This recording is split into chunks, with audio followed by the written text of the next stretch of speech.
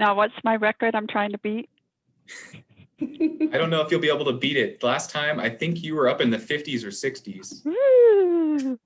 It's definitely the track record for the last couple of years, Charlene. Well, we're excited for your presentation. Glad to have you back. Glad that you're on the board. Before we get to your presentation, we're going to go ahead and do a quick Pledge of Allegiance.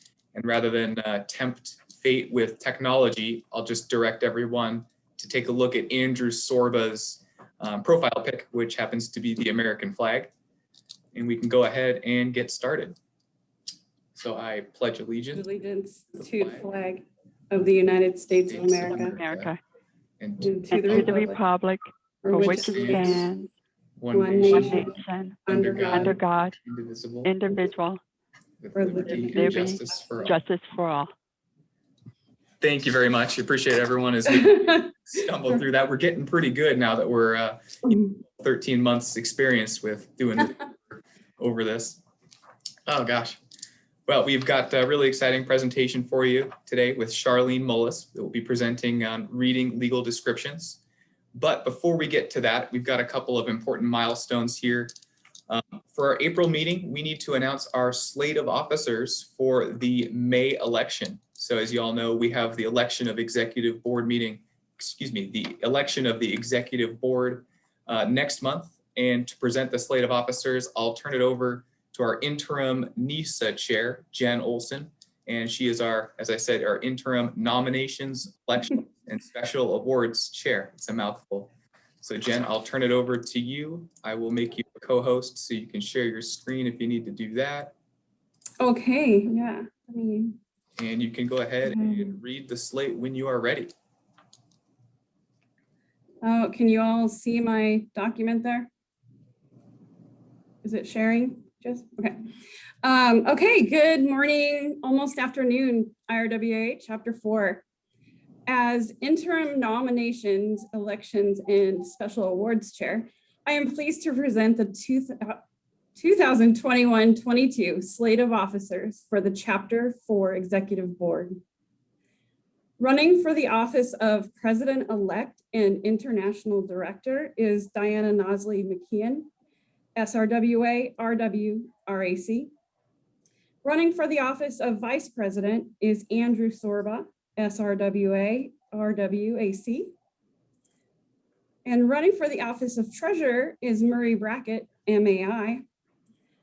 Running for the office of Secretary is Amber Novak.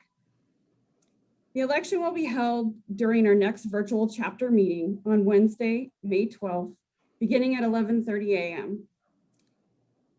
During this meeting, any chapter member that is in good standing, Chapter 4 member that's in good standing, may run from the floor by announcing their nomination and intent to run for elected office.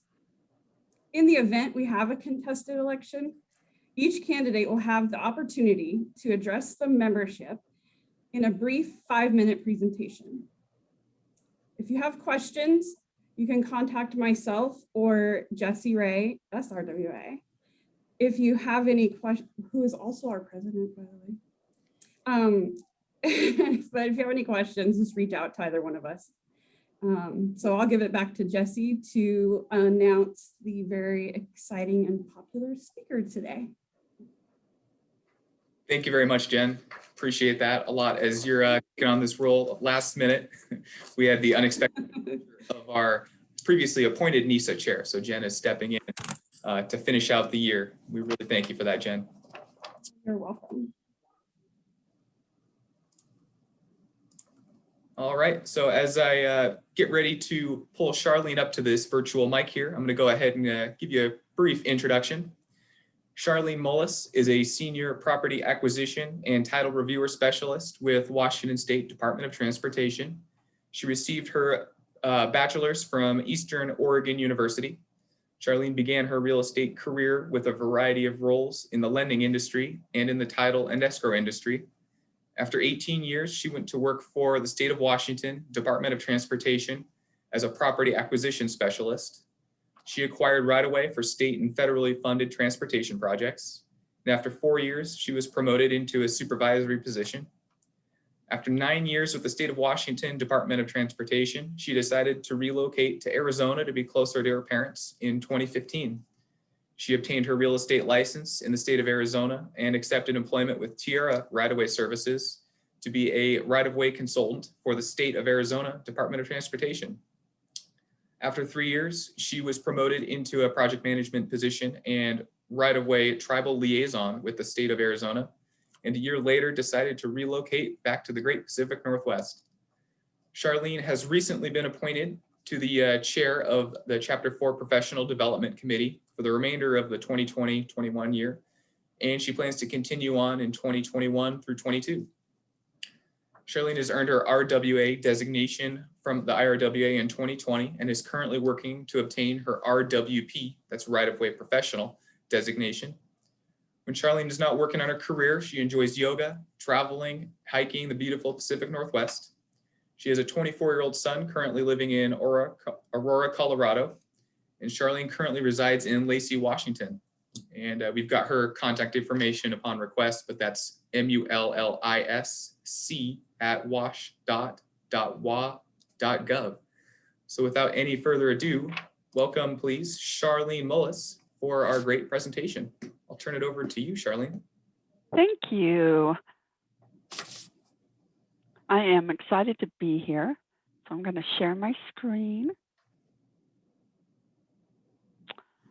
Okay. Hi, everyone. My name is Charlene Mullis, and I'm a senior property acquisition specialist with the Washington State Department of Transportation, as Jesse already read my bio. Thank you. I'm excited to be here and have the opportunity to present to you again. I would definitely like to thank the IRWA Chapter 4 board members for inviting me to talk about legal descriptions. Now, I know this is not an exciting topic, but it is one of the most important subjects on real estate transactions. Now, why, you ask? Well, if the legal is wrong, then the transaction didn't exist. It becomes null and void, which would cause some people some heartaches, I would assume, and it's definitely a hassle to fix. So for this presentation, my intention is to provide you with some tips on how to read a legal description and identify the real estate. We will also walk through a couple exercises and then have Q&A at the end. So if you have any questions or comments, please feel free to put them in the chat box. Andrew Sobo is going to monitor the chat box, and I will take breaks throughout to try to answer some questions, and then we'll have a question and answer session at the end. La tía de Emmanuel. Okay, so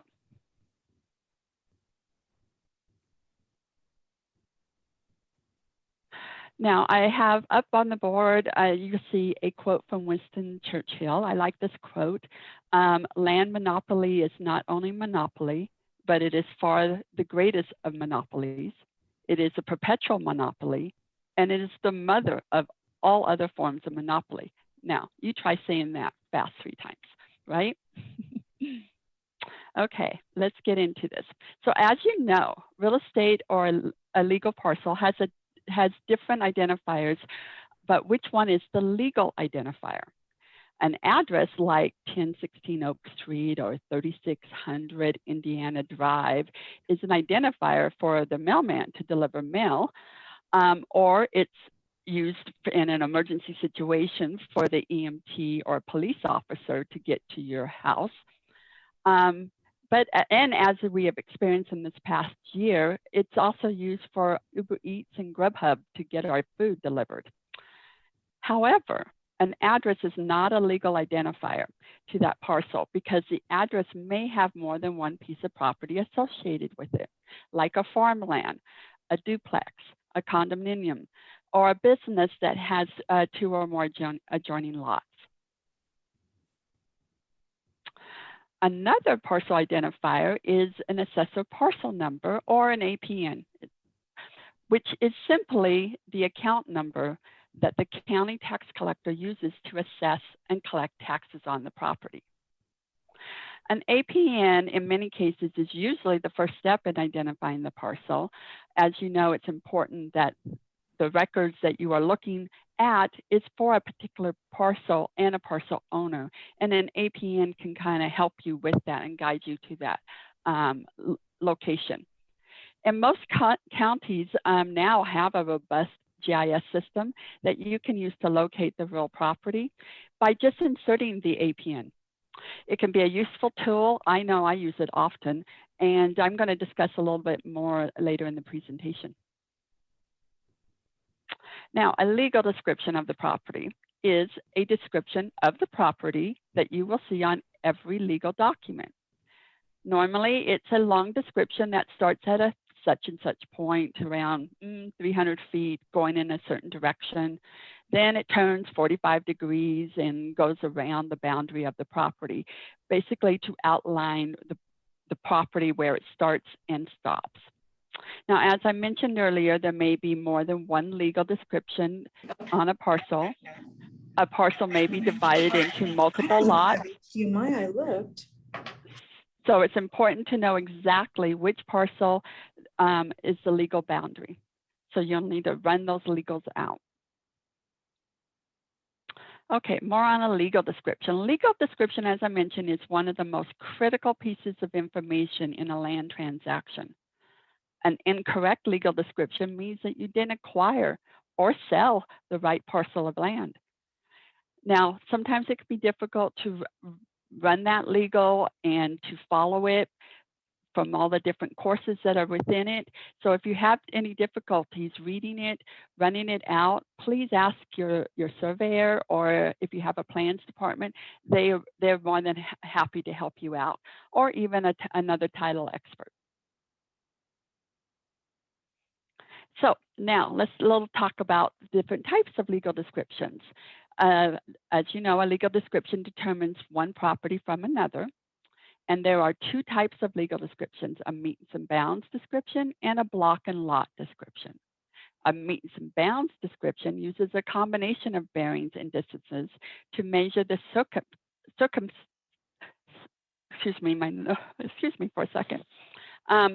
measures the I can't even say that word today, of the property. A block and lot description is typically referenced by a surveyor of a plat. Okay, so now we're going to do a little quick history lesson. To understand legal descriptions, we must first understand the public land surveying system. This survey system is a survey method designed to divide real property into defined plots. It's also commonly known as the rectangular survey system. The public land survey system was proposed by Thomas Jefferson in 1785. The purpose was for a delineation of land as the United States expanded west. This is how the land was divided by most settlers, and today it's the basis of all legal descriptions. The PLSS is used in all states except for the original 13 colonies. In simpler terms, it's called a grid system. The concept of the grid system is roughly made of longitude and latitude lines running north and south and east and west.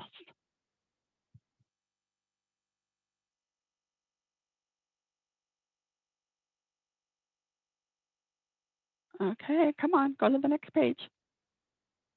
Okay. In Washington and Oregon, the principal meridian is the Willamette Meridian. So you can see here, it is a north and south line that runs through a monument marked the Willamette Meridian. Oregon's baseline runs through Oregon, east and west, as you can see. It is one of 37 principal meridians in the United States, each of which is named that define the rectangular survey system. In Washington and Oregon, the rectangular survey system of Township arrays is referenced to the north-south Willamette Meridian and the east-west Willamette baseline. The lines cross on the Willamette Stone in the West Hills of Portland, Oregon. And I'm going to show you. Here is the stone. This is the initial point or point of beginning of the Willamette Meridian. All land surveys and property descriptions in Oregon and Washington are referenced to this point. Now, another history lesson. According to the Willamette Stone State Heritage Site website, the Willamette Stone was established in 1851 under the direction of John B. Preston, the first surveyor general of the Oregon Territory. The surveys were completed from this location, promoting settlement of the Northwest, and began the transfer of land from government ownership to private ownership. Now, if you want to go visit the stone is located at the Willamette Stone State Heritage Site. After a short walk down a hill in the park, you can see, touch, and read all about this important marker. Okay, now let's talk about the rectangular survey system. As I mentioned, it is simply a grid system. Here we have a sample grid. The concept of a grid is roughly made up of longitude and latitude lines running north and south of the equator and running in an east and west direction across the Earth. The two reference lines are the baseline and the principal meridian. Baseline is a line that's parallel of latitude, runs horizontal east and west. Principal meridian, a line that runs vertical north and south, is the longitude. As mentioned earlier, the point these two lines cross for Oregon and Washington is the Willamette Stone, which is the Willamette Meridian. Now, parallel with the two reference lines, you can see our rows, verticals and horizontal, are created on either side of the principal and meridian line. The lines are 6 miles apart, creating strips or rows, which are called range and township. A range is a vertical row parallel with the Willamette Meridian that runs north and south. Township is a horizontal row parallel with the Willamette baseline that runs east and west. Now, as you can see, when the rows cross each other, they create squares. Each square on the grid is called a township. Each township is divided into 36 sections. And as you can see, we have the township T25, township 25, range 3E identified. So now let's talk a little bit more about range. Range are the vertical strips, like I've mentioned, that runs north and south and parallel with the Willamette Meridian. And I've also mentioned that these vertical lines are 6 miles apart from each other on either side of the Willamette Meridian. Each range is numbered starting at the Willamette Meridian. So that's the starting point. The first vertical 6-mile strip is located on the east of the Willamette Meridian, and it's called Range 1 East. The range strip increases by 1 number as it moves east farther away. So the next one is Range 2 East, and then Range 3 East, and so on and so on. Now, the first vertical mile strip located on the west of the meridian is called Range 1 West. Similar to the east side, the west side also increases by 1 number as it moves to the west farther away from the Willamette Meridian. So the next one would be Range 2 West, and then Range 3 West, and so on. You get the point. So now we're going to talk a little bit more about township. A township horizontal strip that runs east and west parallel with the Willamette baseline, Basically, it's a series of horizontal lines 6 miles apart from each other on either side of the Willamette baseline. Each township is numbered at the baseline. The first horizontal 6-mile strip is located north of the baseline and is called Township 1 North. The township strip increases by 1 number as it moves north and farther away from the baseline. So the next one would be, you guessed it, Township 2 North, and then Township 3 North, and so on and so on. Now, we'll do the same thing on the south side, and the first township would be Township 1 South. Similar to the north side, the south side will increase 1 number as it moves farther south and farther away from the baseline. So the next one would be Township 2 South, and then Township 3 South. You get the point. Okay, so now we're going to move on to sections now that you have a better understanding of township and ranges. Sections in a township are typically numbered 1 to 36, starting in the top right corner at number 1 in the northeast corner, and then snaking all the way through the township to the end with number 36, which is in the southeast corner. Sections may occasionally be slightly smaller than 1 square mile due to the curvature of the earth. Adjustments are made on the north and west boundaries of each section. Normal townships are divided into 36 sections and farther into government lots around bodies of water and aliquot parts. The complete legal description of this section is of 168-acre parcel in Eastern Oregon would read the southeast quarter of section 14 in Township 14, South Range 34, east of the Willamette Meridian. Okay, so before we go into some sample legal descriptions, Andrew, do we have any questions at this time? There are none in the chat box. Okay, great, thank you. So now I'm going to kind of walk you through how to read a legal description using the aliquot parts. Well, first of all, I should probably define what aliquot parts are of a legal description. It is defined as a unit measurement of the public land survey system. An aliquot part describes a subsection of a larger land plot.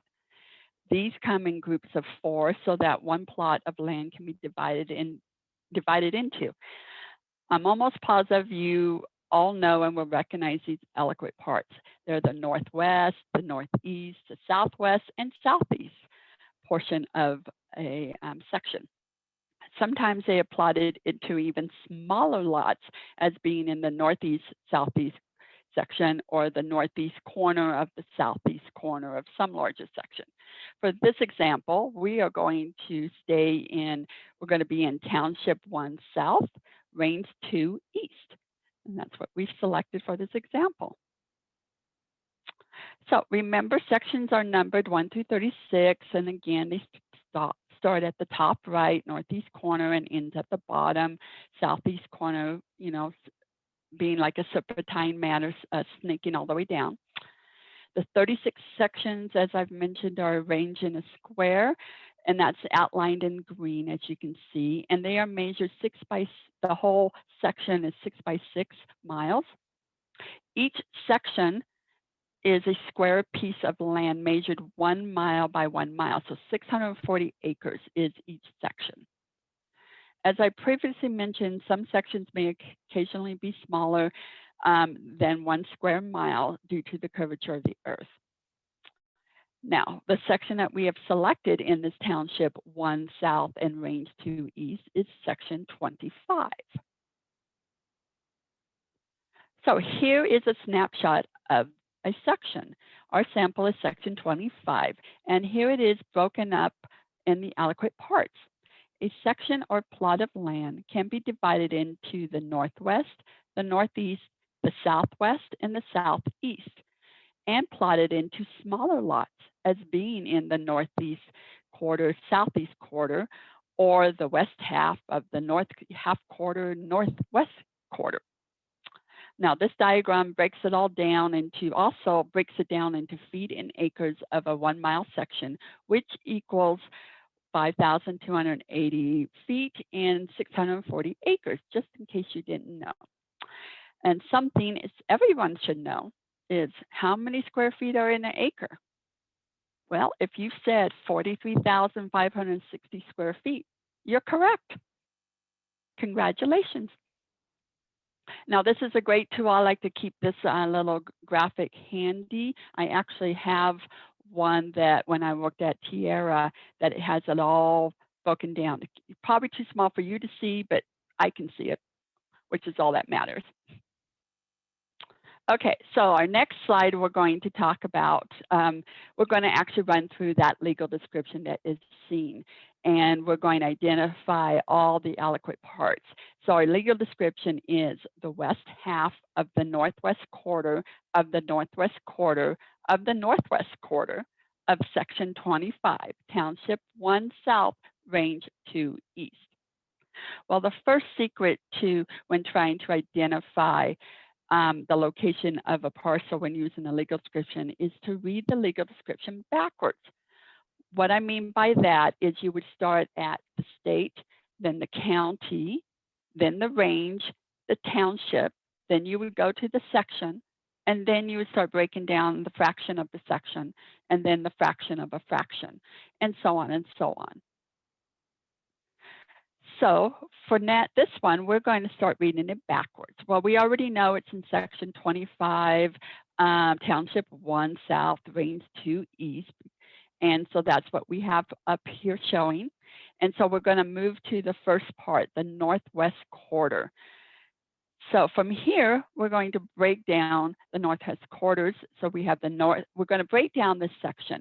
And so the easiest way to break that down into determining these aliquot parts is to split the section in quarters.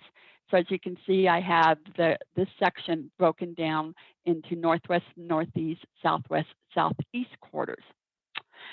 So now we're going to go into, our description said it's going to be in the northwest quarter. So I have highlighted is the northwest quarter of this section, which we've identified after we broke it down into 4 quarters. And then now we're in the northwest quarter. And so now we got to go to the next call, which is the northwest quarter. So we're going to now need to take this northwest quarter and we're going to need to break it up into 4 quarters again. So you divide it up and you, just like I have it shown right now, it's the northwest, northeast, southwest, southeast of the northwest quarter. Okay, so now we need to, so now it's easy. We can identify the next northwest quarter because we're in the northwest quarter, and then we need to go to the next northwest quarter, which is right there, which I have highlighted. Okay, so now, again, it breaks it down again to another quarters. So we're going to take that quarter and we're going to break it down into the 4 quarters, northeast, northwest, southeast, and southwest. And then once you break it down, then you can go to identify that northwest quarter, which I have highlighted. And then when you're in that quarter, the last call is the west half. So now we can clearly identify the west half of the northwest quarter of the northwest quarter of the northwest quarter of section township 25, section 25, township 1 south, range 2 east. So do I have any questions on this before I go on to the next one? The only question we received is asking if you could send out that original image describing the section township range piece at the end of the. Yeah, I can totally do that. Great, thank you. Okay, so let's do another one. Now this one, we're going to stay in the same section, township and range, so we don't have to worry about that. So just to make it easier for us. So this one, the description is the north half of the southeast quarter of the northwest quarter of the southeast quarter of section 25, township 1 south, range 2 east. So again, what do? We're going to start backwards. First, we're going to divide our section into quarters, which as you see, I have the northwest, northeast, southwest, and southeast. And then we're going to go backwards. So the first backwards call is southeast quarter. So we've now highlighted our southeast quarter. And we're going to need to break that into quarters as well. And so we have that broken up in quarters. So you have your northwest, northeast, and your southwest and southeast. I did not identify them because I figured you guys got the point here. So we are in the northwest quarter. Our next call is the northwest quarter. So I have that broken down into quarters as well, so we can get to our next call. So in our next call is the southeast quarter. So I now have that identified. So now we're in the southeast quarter. And so now what's our last call? Our last call is the north half. So I have the north half highlighted. So we are in the north half of the southeast quarter of the northwest quarter of the southeast quarter of section 25, township 1, south, range 2, east. Okay, any questions on that one?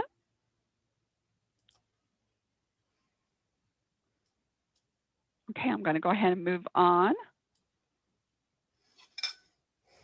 Okay, so now I want to talk a little bit more about the GIS system, because this could be one of the first steps you take in identifying the parcel and its location. Here is a sample of Douglas County GIS system.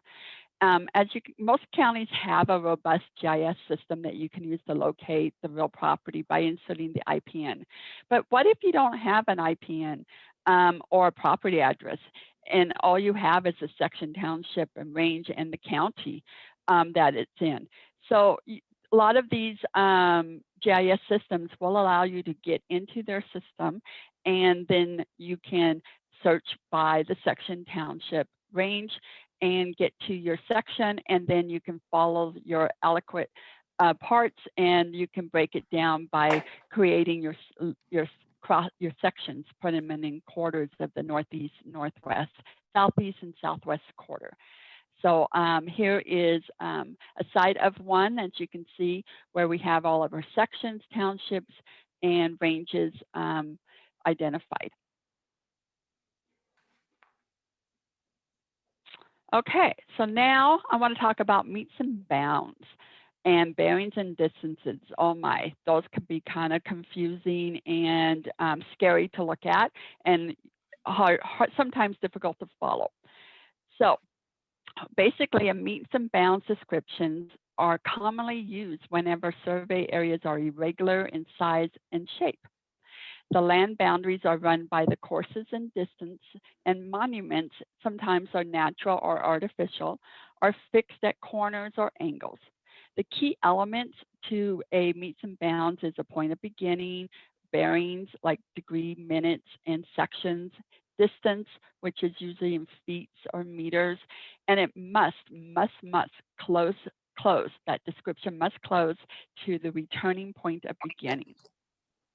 Now, a bearing or a course is the direction of the line, usually with the respect of the meridian, but sometimes with the respect of the true north or magnetic north.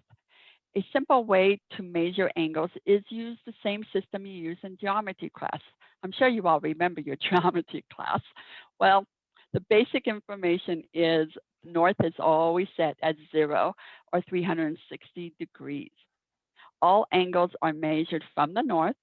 So for example, we have north 25 degrees east, face north, then we turn 25 degrees to the east and go that direction. So as you can see here. Now, I also have a wonderful compass. Everyone should have this compass, and this is what you use for your bearings. And it's wonderful, IRWA. I got this through one of my courses on IRWA. So if you don't have one, I highly recommend getting one. This, I even have my name on it, and I never leave home without it. So the next part of a description is the distance. Distance follows the bearings in a course, so it's very important to have the distance. You can't just have the bearing. So distance measurement is the basis of all surveying, and even though the angles must read precisely, the length must be measured to supplement those angle locations. Bearings take some time to get used to, but while distances are usually much easier to understand because they're either in feet or in chains as in the old days. So for example, we have north 47 degrees, 30 minutes and 25 seconds, east at a distance 1,471.27 feet, and that's that line from B to C on the screen. And thence we're going to go south 175 degrees, 53 minutes and 23 seconds, a distance of 578.97 feet. And then we continue on with our description and go all the way around the parcel, and it closes, and you'll be able to now clearly identify that parcel. Okay, so I have another sample of a meets and bound legal that I'll go through, and then we'll open it up for any comments, questions, and stuff. So on this sample, it seems like it's pretty long and it might be confusing. So I'm going to walk you through it. But this one particular, they were nice enough to give us all the corners and quarter corners for us to find. So if we start up in the right-hand corner of, this is a parcel that is actually located in section 33, township 2 south, range 8 east, and it's commencing at the northeast corner of said section 33. So up in the right-hand corner, it says section 33, township 2 south, range 8 east, and it has the northeast corner marked. So we're going to commence there. Then we're going to go south 00 degrees, 00 minutes, 00 seconds, east a distance of 2,641.39 feet to the east quarter corner of said section 33. So you're going to go all the way down to the right-hand corner, and it's also identified and marked as the east quarter corner, southeast 33 in our section township. So from there, we're going to go said east quarter corner, south 89 degrees, 45 feet, 59 inches, west a distance of 628.51 feet. Thence we're going to go 00 degrees, 14 minutes and 9 seconds west, a distance of 791 feet and 791.84 feet. Sorry about that. So now we're right here, and this is our point of beginning, our true point of beginning. So this is where we are. Hopefully you can see my mouse. Then we're going to go south 89 degrees, 45 seconds, 59 inches west, 275.09 feet. Plop, we go there. Then we're going to go 00 degrees, 00 minutes, and 35 seconds east, 197.96 feet to here. Then we're going to go north 89 degrees, 45 minutes, 59 seconds east, 275.06 feet to this spot. And then we're going to go south 00 degrees, 00 minutes, 00 seconds east, 197.96 feet to the true point of beginning, back to the point of beginning. So that concludes my presentation. So I'm going to open up for questions, but before I do that, as any good presenter would do, I'm going to cite and give credit to the publications that I used to prepare this presentation. Here is a list and links to videos and publications if you're interested. There's some really good videos in here on YouTube as well. So with that, Andrew, I'm going to open it up for anybody questions. They can even open up their mic if they want to ask, or there's some in the chat box. Charlene, I don't see any questions at this time, but maybe folks will pop in here and see. Or even comments or anything, if not.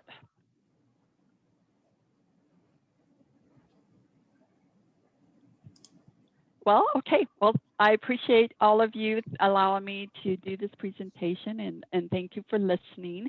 And I hope it was beneficial to at least help you not be afraid of reading a legal description when you know the secrets of breaking it down. And then you also have resources. You can always go to your surveyor, your plans, or a title person to help you. So thank you very much, and I hope everybody has a great rest of their day. Hey, Charlene, we do have one question that just popped up. asking why do they have minutes if they already have feet? I'm thinking it's in the deflection angles. Yeah, yeah. Well, right. It's because of the actual when you measure for the angle. It's the feet is not the feet is the distance. The feet is not the angle. So when you go back to your geometry, your angle, where's my thing? You have to locate where it is. It may actually not be quite like at 10 minutes. It may need to be within the seconds, and that's to get that angle point. And then you have your distances. And I'm not a surveyor, so I'm not going to give you survey answers.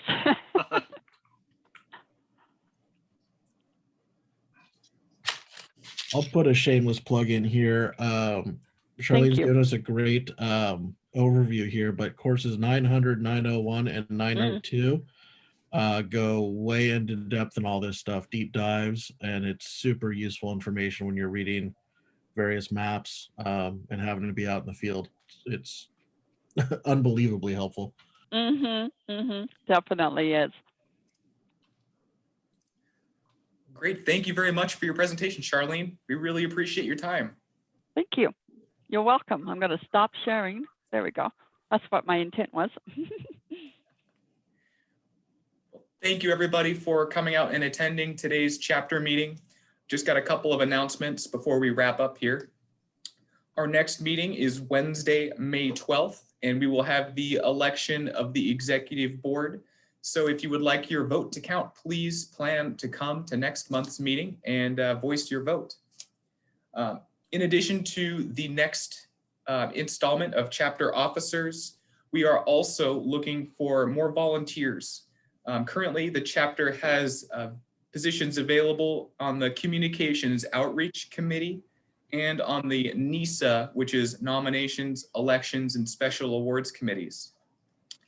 I'm also very excited to announce the return of the IRWA Chapter 4 Golf Tournament.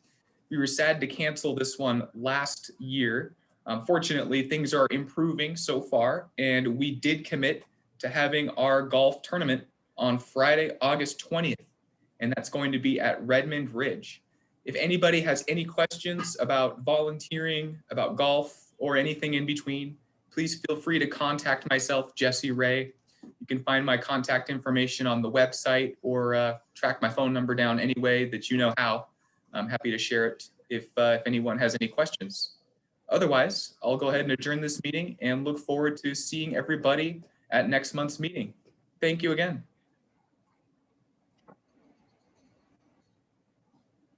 Hey, Charlene, Thank you, we have Jesse. we have a couple requests for your reference list at the end there, your resource Okay. list, and then also that I think section breakdown with the northwest corner, all that kind of stuff. Okay. And we can put together a little email to the group here if you're able to send those on to us, and we can forward them out to folks that attended today. I will do that. I will forward that to you, and then you guys can shoot them out. That would be great. Awesome.